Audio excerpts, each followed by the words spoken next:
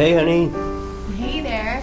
What's going on today? I am just getting ready to speak to about 10 to 15 gals between the age of 11 and 14 on self-confidence and self-esteem. Oh, wow. Yes. Where are we at? We're at Seattle University. Okay. And we have a workshop that I'm going to be doing today and tomorrow. Tomorrow we're going to be talking about how to be a good leader. Oh. And so that's going to be fun. And So what are some of the things you're going to share? Well, these are some of the great things I share with our singles when I teach my workshops. So it's nice to actually be able to help these young women be a step ahead from 20 years from now on what they're comfortable with and not comfortable with when it comes to their body, their image, and understanding how they can appreciate themselves and their imperfections, because us women can beat ourselves up so much. Oh, geez, yeah. And being able to just be kind-hearted and graceful and building our character as part of our self-esteem, not just what's on the outside, but also what's on the inside. Very good. Yeah. Because how we see our situations in life make a big difference, but friendships make a big deal, right? And today that's it. We're going to be talking about is these friendships, because you guys are in this room to be able to create new friendships. How many of you guys have known each other before today? Oh, I know. So just two of you guys know each other. So everybody else, you've all just met each other for this week. Awesome. And many of us trust people sometimes really fast. People are mean to other people. Because when people are mean to us, it's really because they're not happy with themselves. If I see that person's playing jokes on me and not being honest, do they match me? No. See, so this is, I'm not teaching a dating class here with you guys, but even what about friendships? If we are hanging out with friends and you're being friendly to them, you're being caring to them, you're being honest and you're showing courage, maybe you've ever stuck up for a friend? Yeah. And then that She person, was like mean to me right when I stuck up to her. Yeah. I was like, I just stuck up for you. Why do you?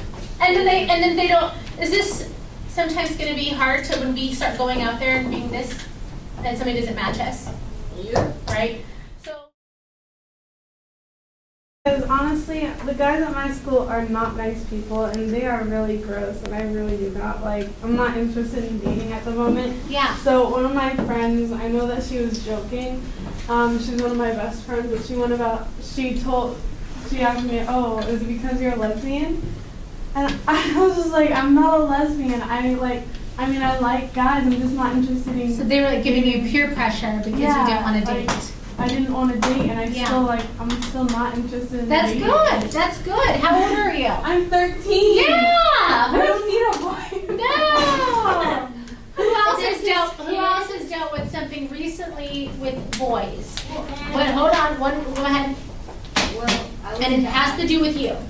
I was in an after-school program, Yeah. and a boy went to my school, and he kept writing me notes and putting in my cuddy, and I just ripped them up and threw them away. And he kept like trying to flirt with me and stuff. I didn't, and he was really. Yeah. I didn't want to. So you just ignored him, and then he stopped. With the bullying? No, he didn't stop. With the bullying? Until you left the school, or until you left the after He school. left the school. He left the school. I have Okay. a question. Yes. What's He's just recording me. oh Yeah, and just me, not you. It was weird. I straightened my hair, and one time it didn't even happen. And then there's this boy at my school.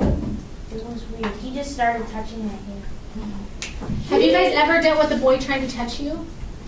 Not in the parts, just my hair. Okay. There's this boy at my old school who always tried to touch my hand to hold it. I'm like, no, I did that. I'm like, stay away from me. I don't even. I even said it because they really did it. Yeah. I'm like, I don't want to be your friend no more. Yeah, it was You're too much. scary. Okay, Exactly. good. What about you? What's going on, honey?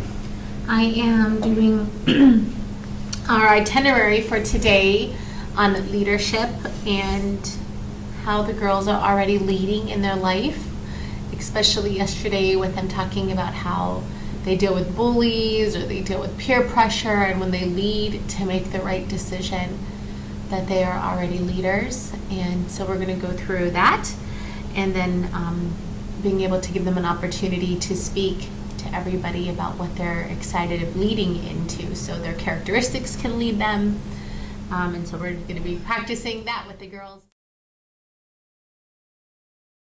Really responsible with like leading people, although like mess everyone up because like I get really mad if somebody doesn't listen to me Yeah. if I'm the leader, so I cannot be a leader. So being flexible, we're going to work on that with you then today. Maybe we'll kind of go into that place. For me, I'm usually the one who makes the ideas with my friends. Okay, so you like to have the ideas with your friends. Awesome. So you have some creative ideas. And what else about you guys? How do you see yourselves as leaders? I guess being respectful and polite. Like people That's do. right. Being respectful is a good one. This group at my school, and I needed to have, I was the president, I wanted a vice president, I wanted a secretary, and so I decided to have this little group called God on Campus, and we needed a place to meet. So we went and contacted one of the teachers. They allowed us to use their classroom. Now, I did not know who I was going to invite to my group, but I just went around and started talking to my friends, said, listen, I'd love to start this group. Would you like to be a part of it? It's about us sharing goodness on our campus. And they were like, yeah, I want to share goodness on our campus. So we went around and said, hey, do you want to share good stuff? Yeah, and all of a sudden my group went from 2 people, 4 people, 10 people, 20 people, 30 people, and we had a whole classroom. We couldn't even fit everybody in because everybody wanted to share good in the school. So when you really see that I was just wanting to be a leader of goodness,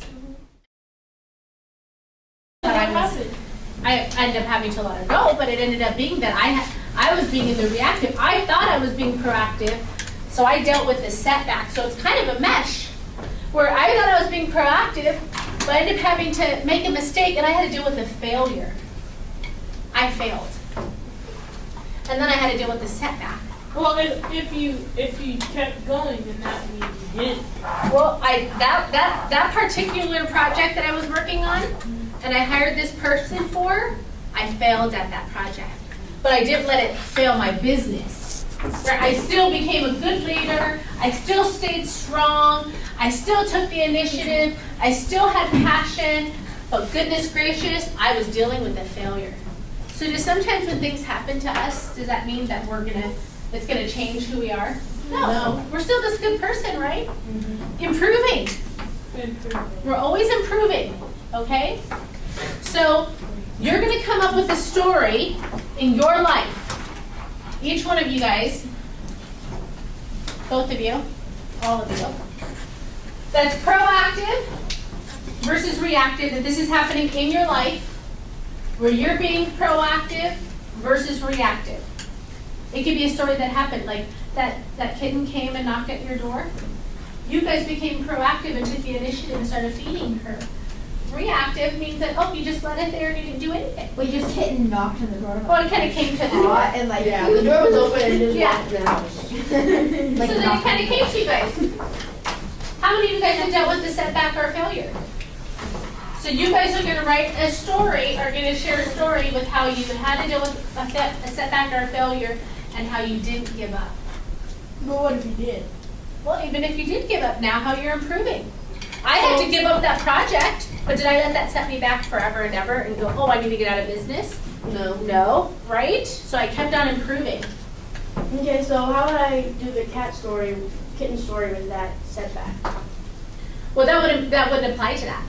So I can't do that one? You can use that story for that one. Okay.